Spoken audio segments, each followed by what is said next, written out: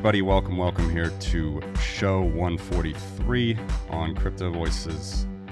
Today we have our special guest joining us from North Carolina, I believe, Mark Yusko. Mark is a hedge fund manager and investor, founder, chief investment officer of Morgan Creek Capital Management. And actually, he joined us exactly 4 years ago this month on the show. So very happy to have him back during another interesting bear cycle in Bitcoin land. Mark, thanks a lot for joining. Welcome. No, thanks for having me back. And it's amazing how we all kind of lost 2 years. So when you said that it's been 4 years, like that's not possible. But I had another experience like that over the weekend with my daughter. We were talking about something and she said, that's 4 years ago. I'm like, no, that was last year. So time flies when you're not having fun in the COVID world. And I'll apologize up front, speaking of my daughter. So she's just had her third baby. So I'm a grandpa times three, or pops times three. And I picked up a little daycare cold the other day. So if I sound funny, that's why. Well, congrats on the baby news. That's amazing. Yeah. I have a 1-year-old daughter as well. So it's fantastic. It's, never gets old, as you certainly know. And it doesn't. It really doesn't. And the only thing is, and I don't have to tell you, but it's amazing just how fast it goes. We have a unique family. So we have two older kids, 33 and 31. And then we have a caboose who just turned 12. And I mean, I remember yesterday, he was 1, like your daughter. And we were kind of adjusting to being parents a second time. And we were old, right? I mean, we were 48 when we had him. So a couple things. One, we're just way better parents the second time. Not that we were bad parents the first time, just we didn't know anything, right? We didn't even know really how to be married, let alone be parents. There's no books, no licensing. But this time we're a little bit better. One little funny story. So my wife and I are, how should we say this? Both firstborns, probably the best way to say it. So perhaps we have dialogue and debate in search of truth on occasion. And when my son was 4, he comes up to us one day and he holds up his hands and says, "Your words are bumping into each other." I'm like, yes, they are. And we will not do that anymore. So what a clever observation. Yeah. So how have you been over these 4 years? And congrats on 143 episodes. That's epic. And to start something is hard. To continue to do it is harder. And to do it with a cadence and to still have fun with it is super hard. So I think that's fantastic. Well, thanks. I appreciate it. Definitely COVID threw us off a little bit, as you mentioned, as everybody did. No fun for a couple years. Actually, Bitcoin and crypto still doesn't remain my day job. I am in the investment world, as are you. Yep. Mostly freelancing as a corporate finance consulting. Do a lot of Excel models, do a lot of Google Sheets, do a lot of modeling for, not that type of modeling, but for real estate professionals. Yes. Yeah, well, you're a handsome guy, so you can do the real model. Face for radio. I definitely have a face for radio, and I am grateful that today's episode will be audio only. We'll get to video very soon. Actually, our listeners have seen some more macro and money videos we've started to make on YouTube. So we're hopefully it can start to be a more full-time thing, but yeah, it's been pretty wild over here. I'm based in Eastern Europe. It's where my father is from originally. And for us, unlike a lot of, Texas libertarians and a lot of Americans that don't really want anything to do with what's happening in Ukraine, like for us, this is like front and center. Right. It's really difficult for us. It's really, it's something that we've been telling basically Western Europe for years. Like, we told you so. This is what an aggressive nation looks like. There's a lot of challenges to that. There's a lot of disinformation, a lot of whataboutism, and it's not defending, American imperialism in Iraq or Afghanistan or anything, but Ukraine did not invade Russia, and we don't want a reinstatement of the Soviet Union either. So it's pretty wild. And I've been telling this. I'm actually curious. your thoughts on this, because I'm sure you remember, the end of the Soviet Union. Those were great times, very free, also great investment opportunities. But I feel like that now, like I was quite young then. I did remember a lot of these happenings, going over there early in the 90s when things were opening up and becoming more free, Yeah. going over here where I am now in Eastern Europe. The world was becoming more open, more free. Globalization was starting, and interest rates were falling, and people were very interested in peace and free markets 30 years ago. Now we have tyrants building up again, aggressive nations building up again. Yep. And we still have the same feelings of freedom, but we have a rising interest rate environment as opposed to 30 years ago, we had a falling interest rate environment, which I think is a underlooked and under talked about phenomenon that's happening in the world with all of these geopolitical issues. So still, while people are fighting for freedom, it's kind of weird. It's kind of different from 30 years ago. No, look, it's a very good point, Matthew, in that you think about how growth occurs, and it occurs from increasing liquidity. And what's really interesting about that is historically there was a cycle. It's about 11 years long, traditional business cycle.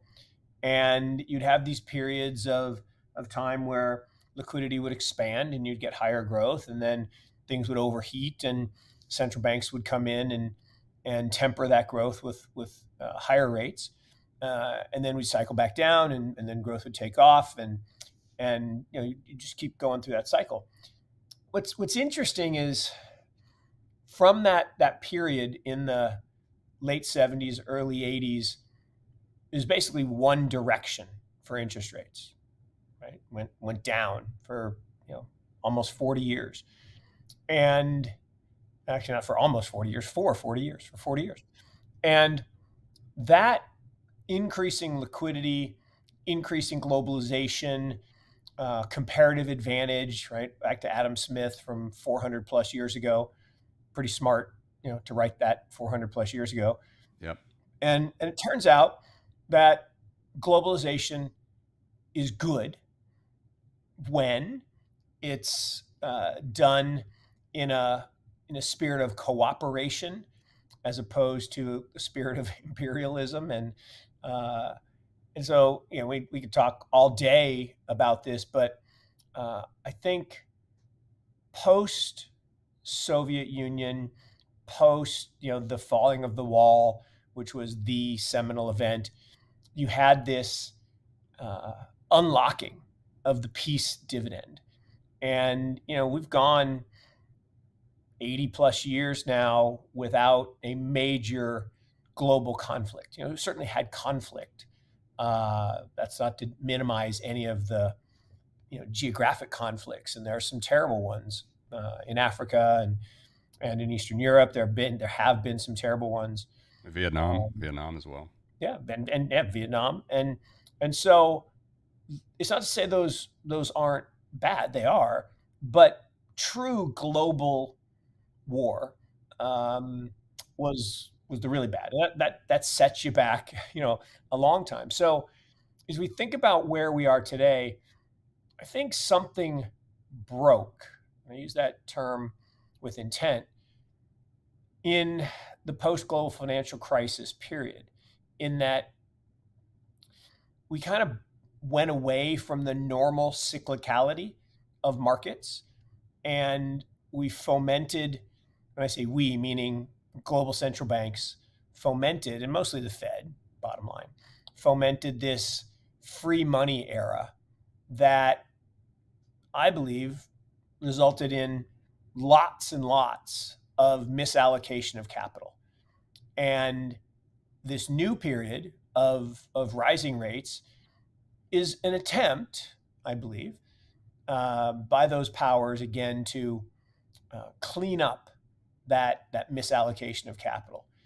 And the problem is when you do that, there will be breakage, and there is also opportunity for abuse and corruption and we're seeing that in lots of different places as people take advantage, and I think it's been writ large in crypto in the past year with this nonsense around FTX, which, you know, when you peel the onion back, was a fraud, I believe, from day one, literally from day one. Yeah.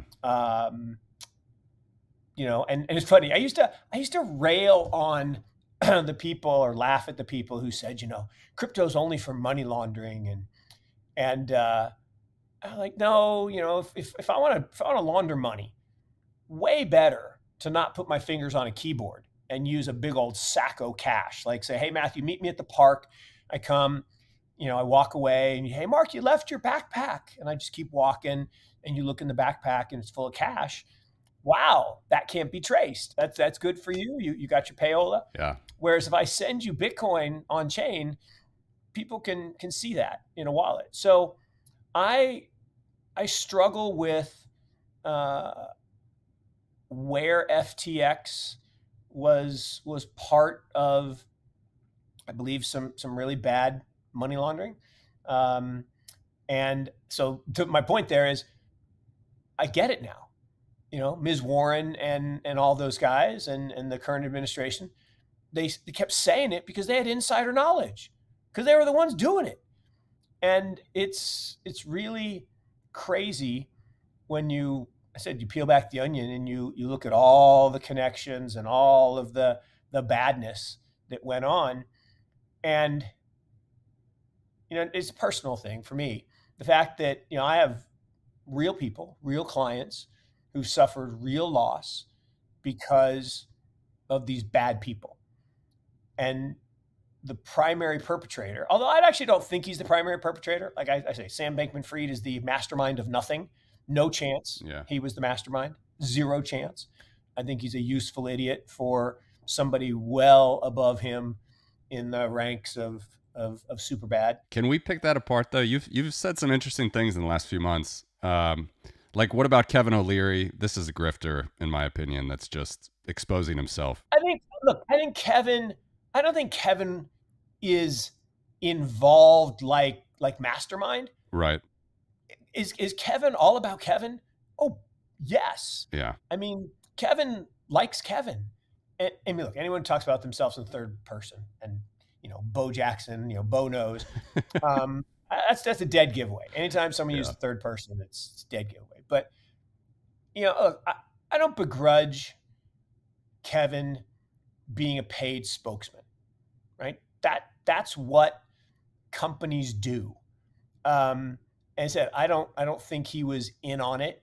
I don't think he was part of it. But just his charade, you remember when he was on with Pomp, and he said he hated crypto, the crypto garbage and all that. And then later. Oh, Matthew, no, you'll love this. So I just did this, not just, but before the holidays, I went out to Vegas and they said, hey, do you want, for a conference? And they said, hey, do you want to interview Kevin? And I'm like, well, here's the thing. I will, if he lets me talk about 4 years ago, okay? Not too long after you and I did the show, we were on CNBC together, and he basically said, Mark, you're an idiot. This is a total Ponzi scheme. There's no chance this is ever going to be worth anything. And I was like, okay, if he'll talk about that. And so the title of that I titled my interview was, you know, from "You're dead to me," which is kind of what he was saying to me, like on Shark Tank, to, you know, wearing orange shoes. You know, he's got Bitcoin orange shoes, and now 20% of his assets are in crypto. And I will give him credit. He manned up and he let me show the video of him calling me an idiot. He let me talk about it. And he said, yep, I changed my mind. And look, at the end of the day, great investors, and I'm not saying he necessarily is great. I mean, he's got some great investments in his track record, but he's a fake billionaire though, right? I mean, yeah, I mean, he might be a great investor, right? And yeah, great investors change their mind when the facts change. And it's okay. Look, I was skeptical and a lot less wealthy than I could have been had I been less skeptical in 2013. I joke all the time. I was handed Bitcoin, literally handed Bitcoin the same month as the Winklevoss twins. Mm. Now, they were in Ibiza with Charlie, and I was in San Francisco with Dan Moorhead. And so I didn't get it, right? I'm just like, look, I'm not running drugs on Silk Road. I'm not going to the bakery with Charlie. I'm not, I didn't get it. And it was the same for me. Same year. It took me a couple years. Yeah. And look, I admire, and if you haven't read the book, Bitcoin Billionaires, it's amazing. It's a great book, easy read. It is. People should read it over the weekend. It's an easy read. Ben Mesrick is a great writer, and it's a great story. And look, most people, and I don't mean this in a derogatory sense, but it's true. Most people don't get one really big idea in their life, right? We get a job, we go to work, we maybe do something interesting, but very few people get a big idea, a Steve Jobs-esque idea. And the Winklevoss twins have done it 4 times, like crazy, right? They came up with the idea for Facebook, and Mark stole it, according to the movie, according to them. And so that's pretty big idea. Social media is pretty big idea. Yeah. And they got most of it taken away, but they bounced back. And then they got Bitcoin. And, then once they got Bitcoin, they're like, we should start an exchange. So they have, one of the top exchanges. It's not the top, but they have one of the top exchanges, and we're part owners, so full disclosure. But then, and the fourth one was they bought Nifty Gateway for $1 million 4 years ago, long before NFTs were a thing. And the guy that sold it to him, who'd started it for a $25,000 check, thought, I'm crushing it. But that was pretty good. So they have been able to see around corners and really do some amazing things. And I think that ability. So back to Kevin. So I think that's Kevin, right? He's parlayed his fame into a nice fortune. He's done some really smart things. Like one of the things he mentioned in Vegas was, he has a relationship with all the big engineering schools, MIT, Caltech, Georgia Tech. And he goes and lectures to these guys and then tries to find 1 or 2 of them to come work on one of his projects. Genius. But the thing he said that was amazing, he said this year, this graduating class in May at MIT, 30% were slated to go into crypto. Yeah. That's an amazing stat.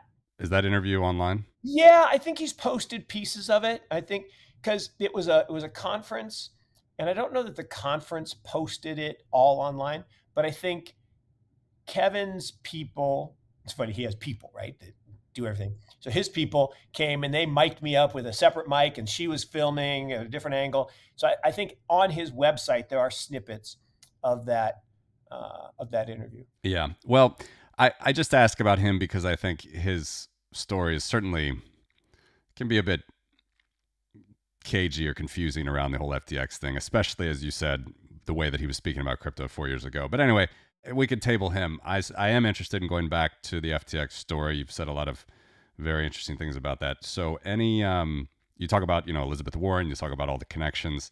And in the last few months, I mean, obviously all the political donations, there's a lot of developments every day. Where there's smoke, there's fire, right? And yeah, it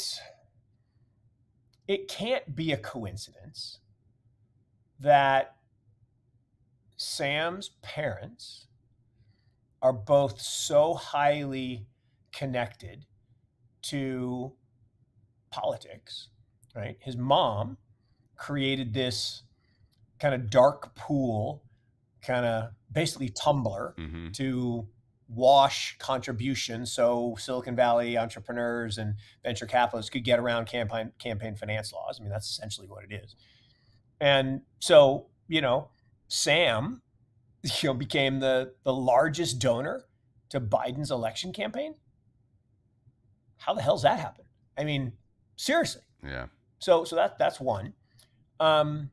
Two, his dad not only taught Peter Thiel, right, and gave Peter the idea for his IRA where he cleansed all that capital gain on his private companies. He'd issue low basis stock into the IRA and then didn't pay any tax and saved like $5 billion or so. Or I saved like $1 billion on $5 billion of gains.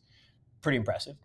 But then more important, turns out Dad went to Yale Law School with all the glitterati in Washington and was a contractor / consultant / advisor, whatever you want to call it, to the 3-letter agencies. So that's weird. But the thing that's the most weird to me is the way this company went literally from nothing, right? Nothing. I mean, it was this little research company called Alameda, which now we know wasn't some big trading firm like Goldman Sachs. And anyone who's seen Caroline, I'm sorry, she was not in charge of anything. Zero chance. She's some genius whiz kid. Yeah. People try to compare Alameda to Renaissance. I'm like, are you kidding? Are you joking? That's insulting to Jim Simons. I mean, Jim's lowest level PhDs at Renaissance are smarter than all the people at Alameda, as far as I can tell. So, and they weren't doing what they said they were doing. They literally were just stealing money, laundering. But here's the part that's hardest for me. Fine. You want to take a bunch of money from sketchy donors. Like there are links, interestingly, to Robert Maxwell's fortune that went through Jeffrey Epstein into FTX. Okay. Okay. Right? I mean, it's just probably a coincidence that Ghislaine's lawyer is defending Sam. I mean, that's probably just a coincidence, right? I mean, that couldn't really be that they were connected somehow. It's wild. I mean, wild. And then it couldn't be that he gets reassigned a judge who's married to the guy who did all of FTX's origination documents, Sullivan and Cromwell. I mean, the same Sullivan and Cromwell that the two guys, like the two brothers, like admitted that they ran the government for decades. Yeah. Right? I mean, literally said, we paid off every politician for decades and we basically ran the government. I mean, those guys were scary good. So there's just so many weird things. But at the end of the day, you don't go from nowhere, nothing, right? A little research company that cut a deal with CZ to use his exchange to start doing what? Well, to start laundering money. And I say that unabashedly. People say, oh, you don't know that. I'm like, well, here's the thing. In the old days, I meet you at the park with my backpack. No one can trace that. Here's the thing. If the government sends money someplace and those people send the money to FTX and then FTX sends it to Alameda, all on chain, right, where we can trace the wallets, then Alameda puts it in one of 200, this is the crazy part, there are 400-ish companies that were venture capital investments in Alameda. Unbelievable. 200 of them. Unbelievable. 200. Have you ever heard of such a thing, being an investor? No, never, not ever. No, there are two things I've never heard of. So one is that 200 of the companies you invest in are shell companies owned by the principal. I don't own any shell. I run a venture capital fund. I own no shell companies in which I put money to then make political contributions. Zero. I don't have any. So maybe that's a thing and maybe I need to jump on that bandwagon. No, that's not a thing. That is, if you looked up the word money laundering in the dictionary, it would have a picture of that, right? And so then he makes all these political contributions to curry favor. Well, then it just gets even weirder in that his ex-girlfriend, who's in charge of this other company, her dad is Gary's boss at MIT. Mm-hmm. And Gary somehow gets appointed head of the SEC. Now, I'm not saying Gary's not a perfectly fine, smart person, but did Gary have any regulatory experience? Any? I mean, like more than zero? No. Why does that guy get picked to be the head of the SEC? Doesn't make any sense to me. Then Sam is meeting with him to craft legislation that, if it had gotten passed by Ms. Warren et al., would have made basically DeFi, which is the ultimate goal of all of this, right, is to move traditional finance on chain, Yep. illegal. So, and that's an oversimplification, but it was some bad stuff that would have Only able to be managed by FTX, basically. Yeah, exactly. So look, and then I don't know. I said maybe it's all just a big coincidence, but look, when Bernie Madoff admitted that he committed fraud, the next day he was in handcuffs. Yeah. And in jail, and he died in jail. Right? He was my neighbor right down here in North Carolina. Really? Oh, yeah. I mean, every time I drove up to Richmond, Virginia, I'd wave to him. This is funny. I actually sat next to his guard on an airplane once. The guard was coming back from training, and this guy was huge. I mean, everything you'd think a prison guard would be. I mean, muscular, but he's a really nice guy. And he was telling me some amazing stories, just amazing. And so it's not like he wasn't there. I mean, he was there. This guy didn't know me from Adam. He had no reason to tell me lies. He said, look, I hang out with Bernie every single day. And, you know, so how is it that Sam's at his parents' house, you know, moving stuff on the internet? I don't understand. That just makes no sense to me. Yeah. And I mean, the Madoff case is just another example of the SEC's incompetence. I mean, Harry Markopolos, I remember from when it happened, and then the great Netflix documentary was just out recently. Everybody should watch that as well. Yeah. I mean, since 2000, he was warning them. I mean, and this is just par for the course for the government. They don't do anything, then they claim they need more resources after they fail. And I think it's exactly going to be the case here, isn't it? Well, look, if you believe as I do, that, as I said, this was not Sam, this was not Caroline. They are pawns in a very large, coordinated, right? As coordinated, you know, we talked about COVID earlier, as I believe the whole COVID fiasco was, right? To propagate an agenda. Yeah. And we don't have to go into what agenda that was, but, you know, all you do is follow WEF a little bit and you figure that one out. But look, here's the thing. 14 years ago, Satoshi, whoever he, she, they are, although I guess he self-identified as a he once in an email, so I'll go with it's a he. I actually don't think it's a single person. I think it's 4 people. But whatever. Satoshi gave us a great gift. I mean, a truly extraordinary gift. And Bitcoin is the manifestation of that gift, but it's beyond Bitcoin. The gift is the ability to create a unique asset in the digital world that is immutable and permanent. And that engineering feat is extraordinary. And it's, you know, comes down to proof of work, which I believe is the only viable, you know, pure form of cryptocurrency. Right? If you want to be a store of value or medium exchange, you need to be pure. It doesn't mean you can't have other things and you can't have proof of stake. You can, but I just don't think it does the same thing. I think it's more utility tokens and rails, which is fine. Look, we need rails, right? We need rails to replace Fedwire and Swift. The fact that we're still using Swift today is an abomination. Yeah. I'll give you an example. So we had a situation where one of our clients got hacked, literally hacked. I mean, this is crazy stuff.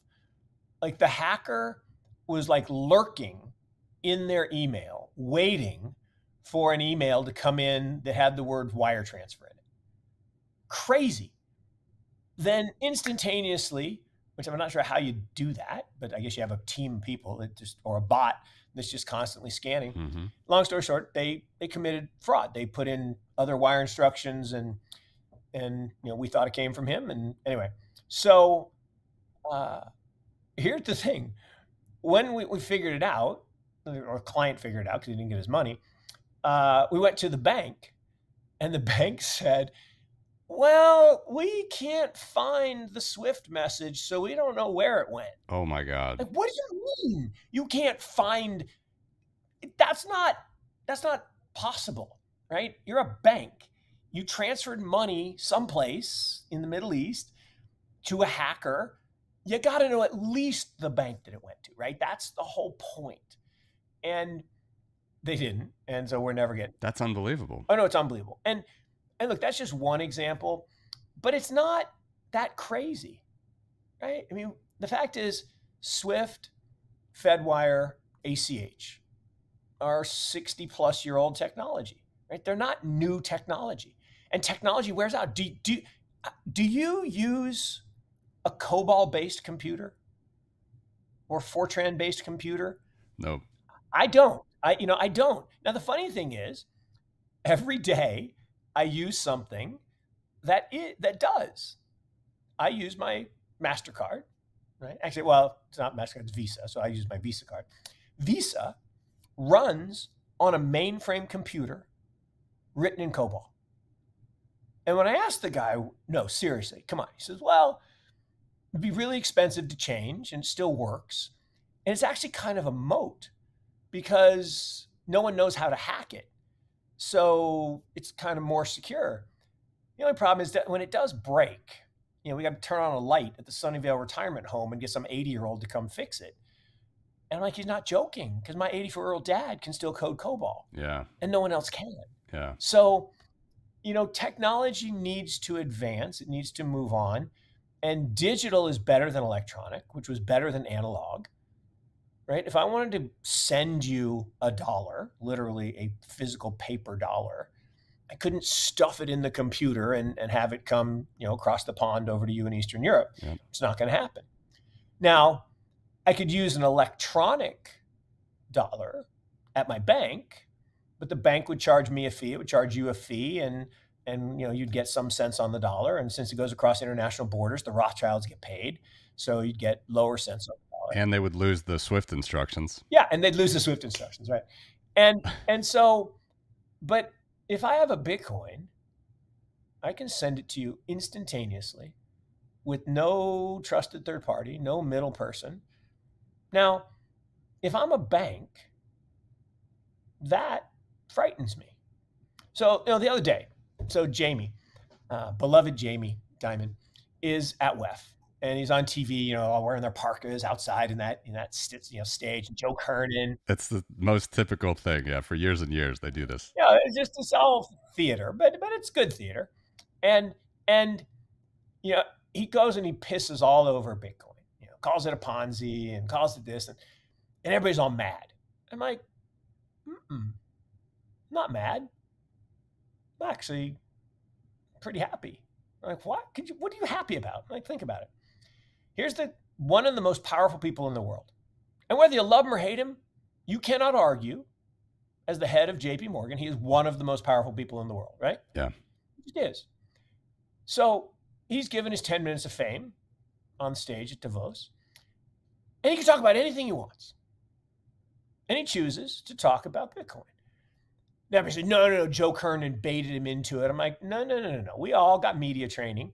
We know when the host asks a question, you can deflect and redirect and talk about whatever you want to talk about. You don't have to answer the question.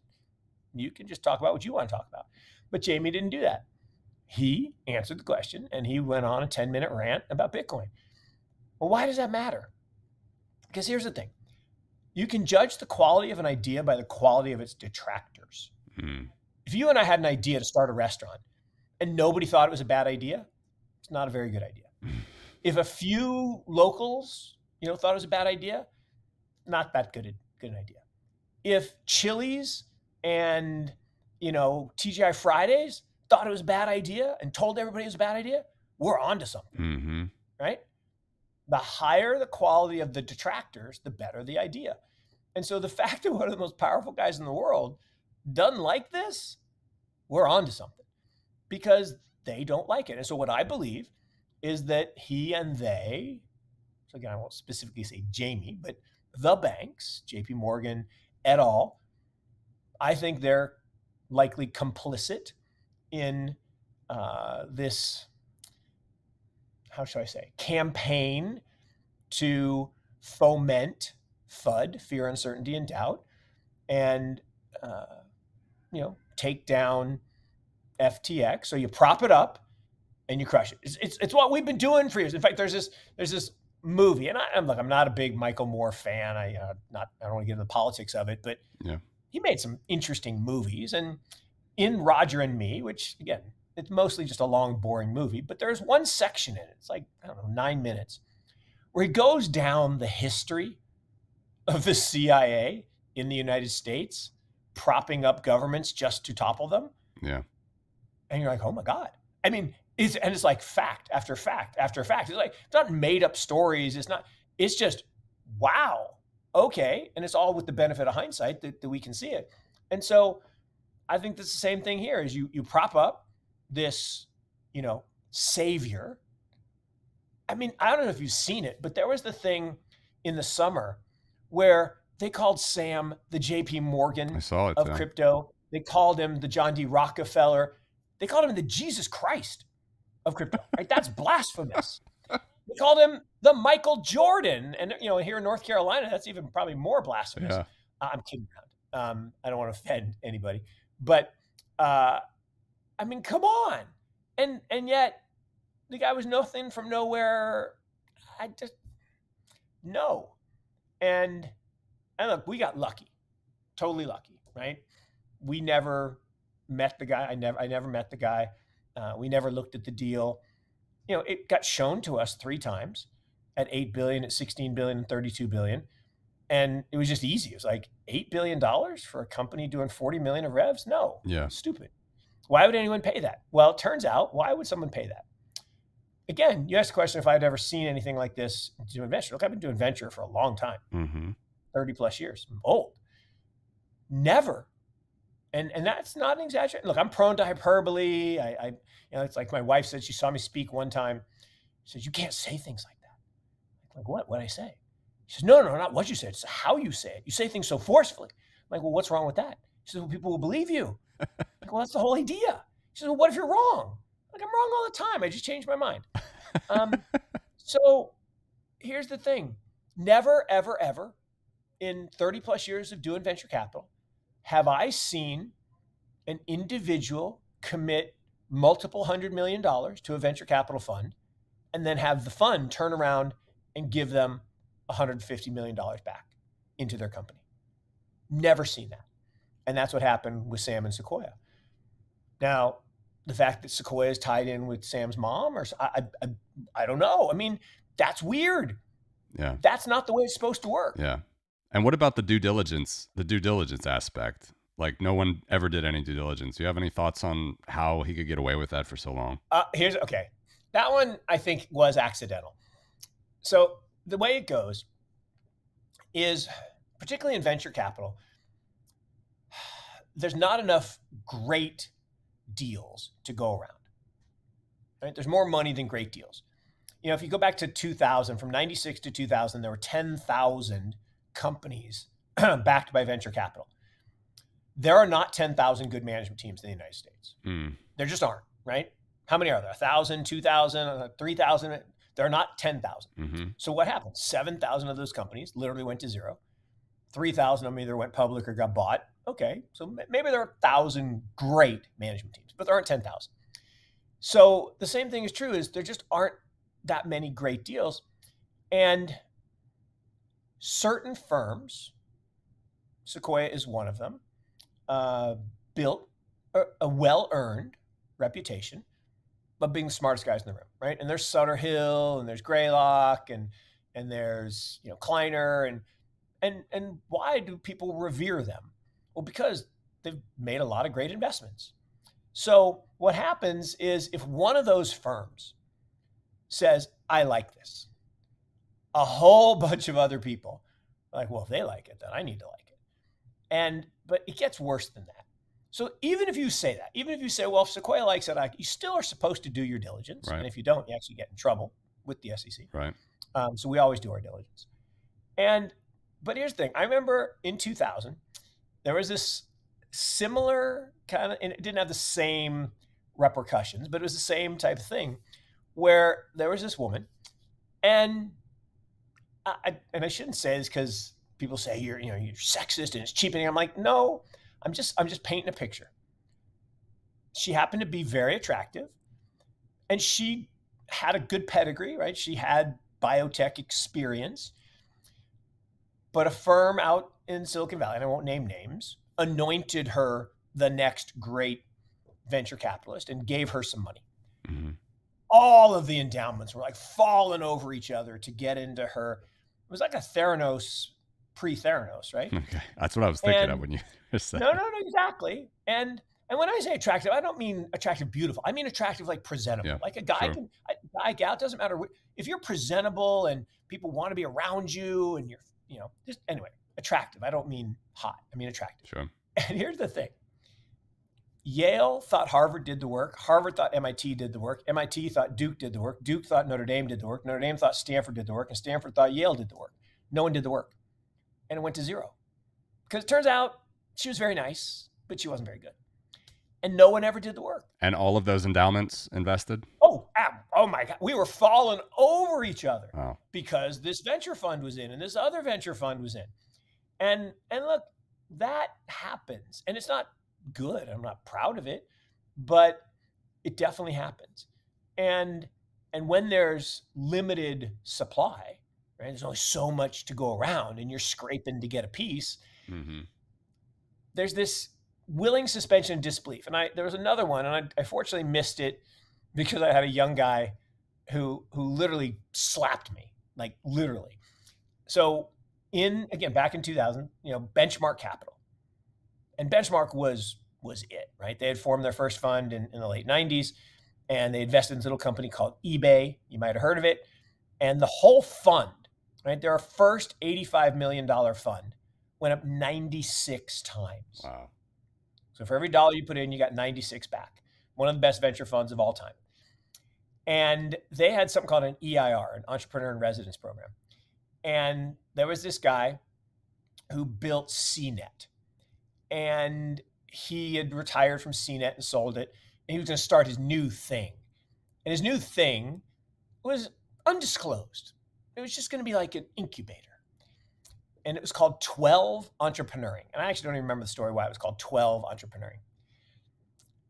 And it was him and an LLC and an office at Benchmark. And the valuation, $700 million. Mm. And everybody was trying to get in. And I'm fighting to get in. And my young guy said, Mark, are you kidding? Yeah. $700 million for nothing? I'm like, oh my God, thank you. I mean, yes, and so we didn't do it. And of course it went to zero, but FOMO is real, right? And so I think FTX has a FOMO element. It has a prestige element because Sequoia and a bunch of other really smart investors were involved. It's got this, cloak and dagger thing where, it's us against them with the China thing now and CZ. And, I marveled, right? When Kevin, back to Kevin, testifying to Congress, tried to say, this is all CZ's fault. I know. I go, stop.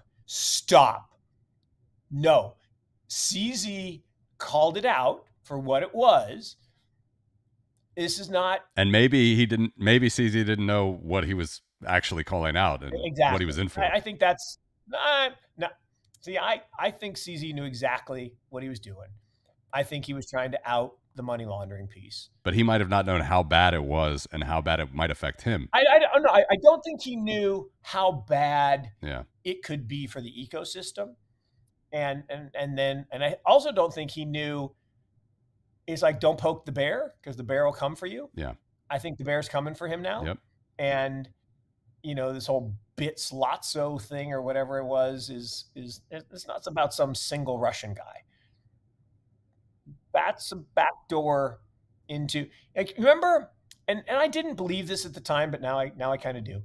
Remember that thing when Giuliani was given a presentation for Trump out in front of the Four Seasons landscaping?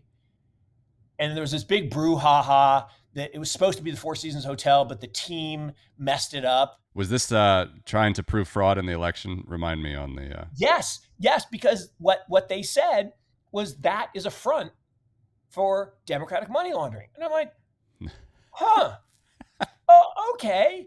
Because you think about it, cash business, right? Big contracts. It's like, look, and again, I don't want to go too far in politics, but I'm sorry.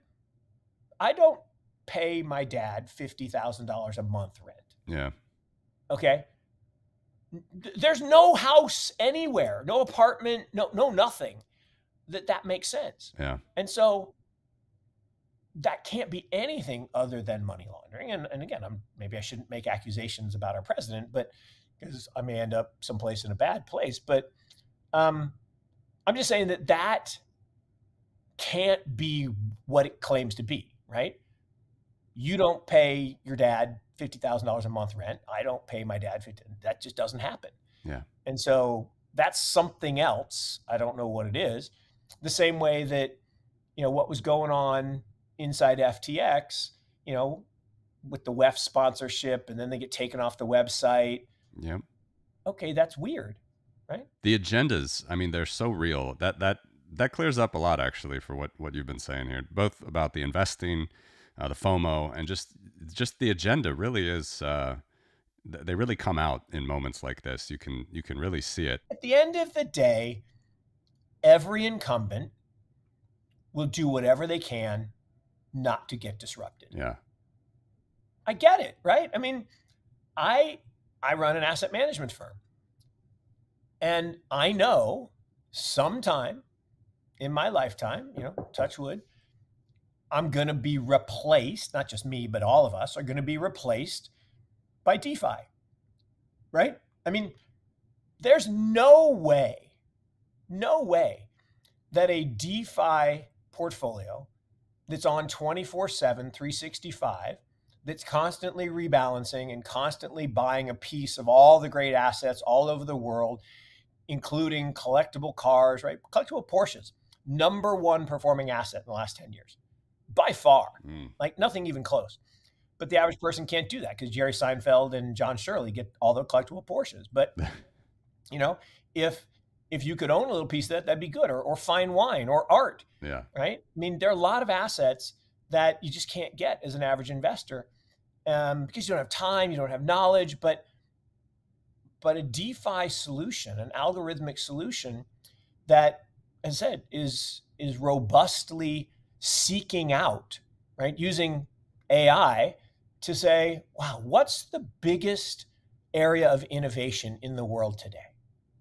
I'm going to make some investments in that. And maybe you've got a good financial advisor, and I can bring everything back to Top Gun because it's, as you should. It's the greatest movie. Well, I thought Top Gun was the greatest movie of all time until Maverick came out. And Top Gun Maverick, I will contend, I've seen it 9 times already. I watched it twice on a flight from California to Raleigh the other day. I mean, it's that good. And, you think about it, it's like what the Drone Ranger said, Admiral Kane, that, look, your days are numbered, Maverick, right? We're going to have pilots that don't need to eat, don't need to sleep, don't need to take a piss. And that sucks, right? Displacing humans sucks. But here's the thing. Everybody gets all bent out of shape and the AI is coming for our jobs. Here's the thing. I guarantee that AI isn't going to do what you and I just did for the last 45 minutes. And what I mean by that is an AI is logical, It doesn't have the craziness of my brain that goes like down crazy rabbit holes, and which is fantastic. we can have an interesting conversation. It just, because it doesn't have intuition. You know, what is it? We get 11 million pieces of information every day, and we process like 19. I can't remember the exact numbers, but it's some crazy thing like that. So you think the top of the funnel to the bottom of the funnel, the human mind is unbelievable, and it's not going to be replaced. Now, is an AI gonna, write this email better than me? Yeah, of course, better, fine. But I'll still have to edit it, and I'll still have to sign it and send it. But ultimately, I don't worry about all that, because there are more jobs today than at any time in human history. Right? Despite all the jobs that have been taken away, my favorite was when Donald came down to North Carolina. He's talking to all the displaced workers at the mills. He's like, I'm going to get your job back. And everybody's cheering. I'm like, no, you're not. Yeah. Her job's gone.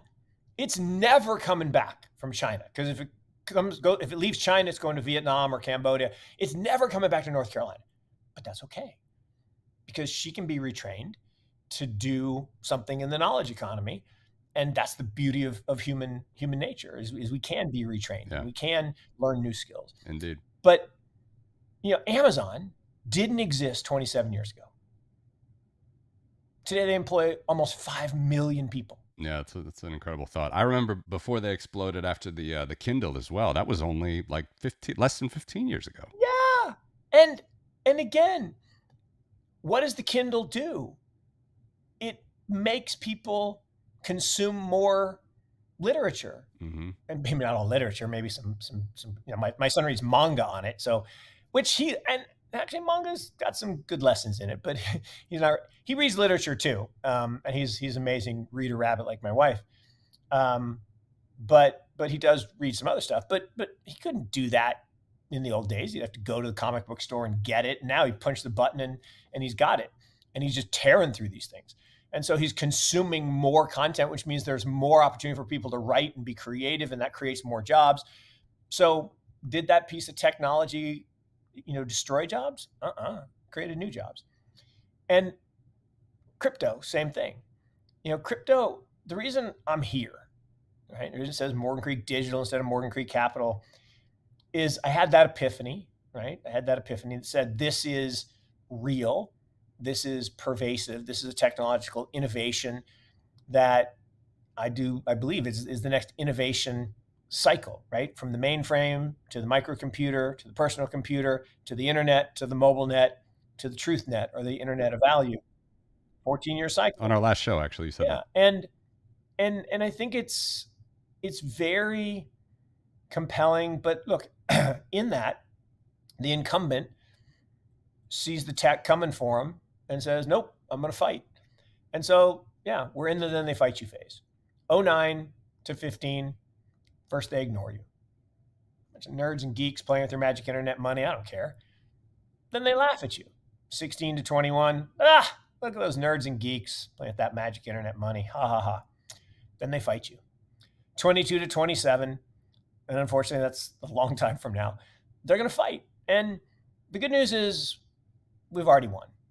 Right? If you're here, if you're focused on this space, you've won, because this technology is as inevitable as the fact that you and I can speak in real time, in high def, across the ocean. I can't even comprehend how that works, right? The fact that I'm talking to a metal and glass box that goes into the airwaves, into a tower, down across the ocean, into another tower, out into the airwaves, into your metal and glass box, and you hear me in real time. Are you kidding me? That's a Jetsons world. I don't need to know how it works. I don't. It works. And the phone companies hated it, and they tried to fight it, and they lost. And the banks hate crypto because I can send you value instantaneously across the ocean. Anytime I want. I don't have to wait for the banks to open. I don't have to wait for the markets to be open. And look, I don't want to trade 24/7. It's tiring. I don't want to do that. So I kind of like actually having the markets closed some of the time. But the fact is, if the reality is the U.S. time is not the only time, global time. it's daytime someplace in the world all the time, and it's nighttime someplace. And so that's the way a global borderless world should work. And that's what crypto is all about, is, erasing those borders, erasing the monopoly power of nation states. And I don't know, it's all pretty cool. So Mark, how much time do you have left? I want to be sensitive. I should probably bolt. I have to do I do my 10 surprises presentation every year. I stole the idea from Byron Wien. He did these 10 surprises every year, so I do it too.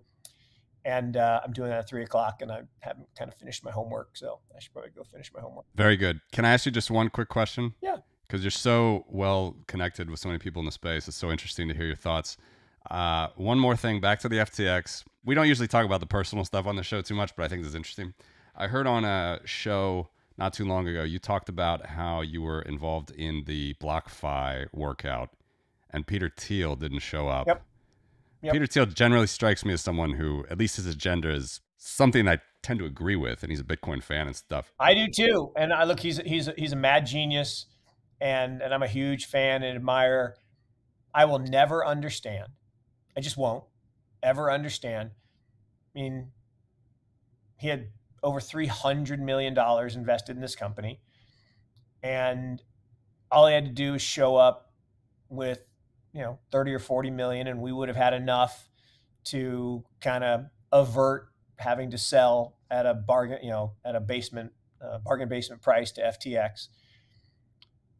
And his venture fund just walked away, and I don't understand that. And I haven't gotten to talk to him about it. And if he's out there listening, which he probably isn't, I'd love to ask him the question, like, Peter, what are you thinking?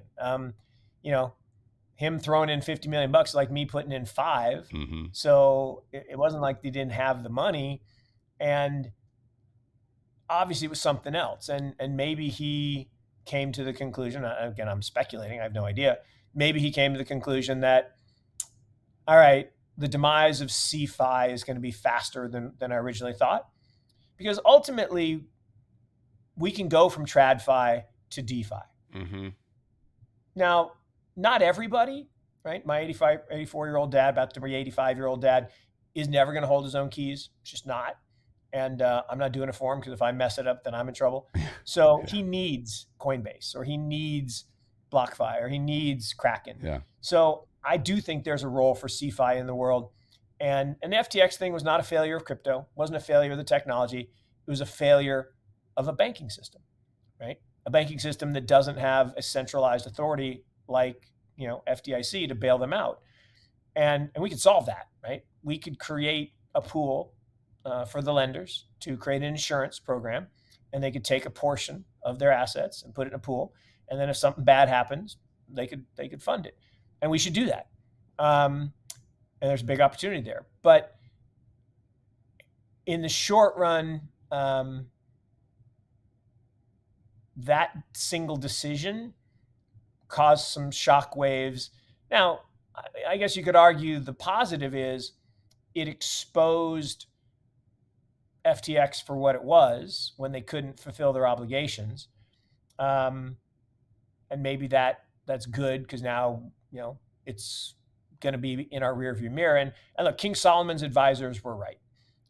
King Solomon said, find me a phrase that will forever and always be true. And they came back with, this too shall pass away. Mm.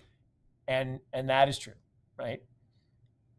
Every tough thing in your life, every good thing in your life, everything in your life will eventually pass away. And that's okay. Just means you got to keep, moving forward and coming up with new ideas and new relationships. But the bad stuff of FTX will pass away, and it will make us stronger in some areas. The thing we haven't really talked about is, a place where you are very different, like you said, than libertarians in Texas. Yeah. And how we think about Bitcoin, or being in Venezuela, yeah. Very different, or Turkey. There's never been a bear market in Bitcoin in Turkey. Not ever, not once, because the lira has just been absolutely massacred. Same thing with the Bolivar in Venezuela. So if you were lucky enough to move your money into Bitcoin or Monero or Dash or anything and be like, Dash, that's terrible. Like, it's better than the Bolivar. So, we will continue to make progress. We'll continue to have innovation. We'll continue to create opportunities. And that's the fun part, right? And yes, there are setbacks. I hate the fact that, investors and us lost money in BlockFi. And again, BlockFi didn't do anything wrong. Because, they were bad risk managers. Yeah, maybe. At the time they made the loan, it was 5% of assets. Yeah. It's not really that crazy. Yeah. Then there was the big run on the bank, and it became a larger percentage of assets. And then it turns out FTX lied, and they stole the money. BlockFi is the victim, not the perpetrator. Yeah. Gemini is the victim, not the perpetrator. Genesis even is the victim, not the perpetrator. Sam, Caroline, and probably a few others are the bad guys. And that's sad, but the bright side, and not the 10 billion isn't a lot of money, it is, but in $1 trillion industry, it's actually not that much. And the thing that no one is talking about right now that I find interesting, since the global financial crisis, 538 banks have gone bust. Since the global financial crisis, forget before and, savings and loan crisis and, the 91 recession and 2003 recession, there were plenty of banks that went under. But 538 banks have gone under since 2009. Do you hear anybody talking about, we should all take our money out of banks? We should never leave our money in the bank. We should never use banks. No, because that would be stupid. Yeah. So let's get some perspective and let's realize that, when Mt. Gox went down, that was bad. Yeah. That was bad, right? They were 85% of trading volume globally. Okay. FTX, 1 of 500 exchanges. Okay. Bad people did some bad things. They're gone. But the system's resilient. The people are resilient. Builders are going to build. Great stuff's going to come from this. And, we all just need to look forward. And I'll leave you with the last thought. Since it's basketball season, and I probably shouldn't talk about the school down the road since I'm in Chapel Hill and it's all about the Tar Heels. But I got to spend a little time with Kay once. And two things. It was funny. He says, you and I have the same job. Like, okay, coach, humor me. What do I have in common with one of the greatest coaches of all time? I don't see it. He said, well, think about it. And this is back in my allocator days. He says, we both scout talent. We both identify talent. We recruit that talent. We build a team. We put the team on the floor and we sit down. I never take a shot. You actually never make a stock purchase. Damn, I have the same job as Coach K. That's pretty damn cool. It is. But then he said what I think I want to leave you with, which is what separates the great player from the average player. The average player always thinks about the last play. How many times have you seen someone miss a shot, go down and commit a stupid foul? Over and over, because they're thinking about the last shot, last play. The great player, MJ, throws up a shot, misses. He doesn't even remember taking the shot. He goes down, hustles back, plays good defense, steals the ball, makes a layup because he's focused on the next play. Investing, life, everything, it's about the next play. And if you have a setback, you got to move on. You make a mistake, you got to Ralph. So now I'll leave it on Carolina. So Dean Smith, famous coach of Carolina, said, look, we're all going to make mistakes. You got to learn to Ralph. Recognize it, admit it, hard, learn from it, and forget it. So focus on the next play and don't worry about making mistakes. That's what happens. And look, I appreciate the conversation as always. Let's not make it 4 years before the next one. And we'll talk again soon. I was just going to say, Mark, I hope it's not 4 years we have to wait. And very, very fascinating stuff today. Thanks a lot for joining. Really, really appreciate it. Thanks.